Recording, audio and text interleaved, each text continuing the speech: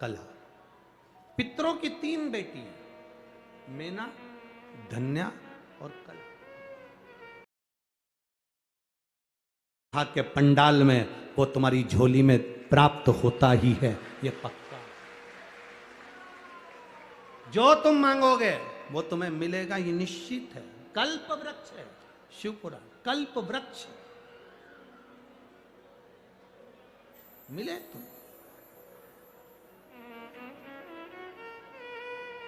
आया समय, सती मैया जलकर भस्म हो गई और कल सनकाद ऋषि जा रहे थे, मेना धन्या कला अपने लहंगे से पहनकर जा रही थी। उनकी लहंगे की चोट सनकाद ऋषि की जंघा पर पड़ गई, जंघा पर। जब बेटा किसी एग्जाम में बैठ रहा है, सीए की पढ़ाई करे, इंजीनियरिंग की पढ़ाई करे, डॉक्टर की पढ़ाई करे, जो भी पढ़ाई बेटा कर रहा, कंपटीशन एग्जाम में बैठ रहा हो, हम ये कोटा में बहुत बच्चे कोचिंग करने आते हैं, हम उन बेटों से कहेंगे, उन बेटियों से कहेंगे, तुम हिम्मत मत हारो, अपनी हिम्मत मत हारना, टेस्ट दो, एग्जाम दो, एग्जाम के साथ, पढ़ाई के साथ देवादिदेव महादेव पर भरोसा रखो, विश्वास पक्का रखो। दुनिया में ऐसा कोई काम नहीं जो तुम नहीं कर सकते, ऐसा कोई काम नहीं जो तुम नहीं कर सकते। जरा सा टेंशन आया, डिप्रेशन आया और अपने प्राणों को त्याग दिया, मां बाप के बारे में सोचा ही नहीं, ये श्रेष्ठता नहीं है। हिम्मत मत हारो। मेरा माताओं से निवेदन है, तुम्हारा बेटा कहीं पर भी पढ़ाई कर रहा हो, कहीं पर भी विद्या अध्ययन कर रहा हो, कहीं पर भी वो कंपटीशन एग्जाम में बैठ रहा हो, किसी भी जगह पर कंपटीशन एग्जाम में वो बैठे, मेरा माताओं से निवेदन है, श्राद्ध पक्ष में 3 सफेद फूल, 3 चावल के दाने, 3 सफेद फूल, 3 चावल के दाने एक कटोरी में अपने दरवाजे के नजदीक में अंदर की ओर उसको रखो।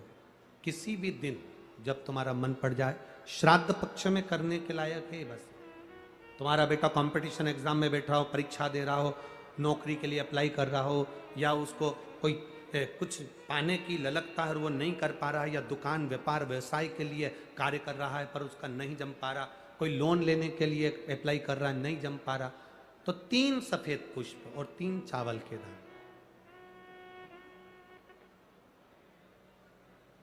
पितरों की 3 बेटियां, मेना, धन्या और कला। नाम बोलिए फिर से, मेना, धन्या और कला।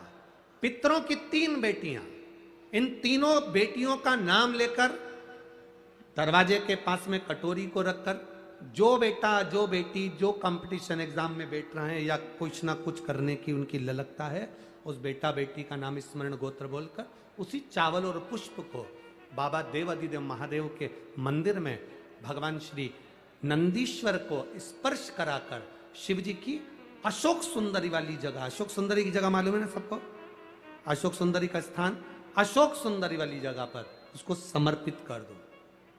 3 महीने के अंदर बाबा देवादिदेव महादेव उसकी नैया पार जरूर करेगा, निश्चित। पर इसके साथ में उसकी मेहनत, उसकी लगन, उसका भरोसा, उसकी दृढ़ता, उसकी पढ़ाई पक्की होना चाहिए, उसका कर्म पक्का होना चाहिए, उसकी मेहनत पक्की होना चाहिए।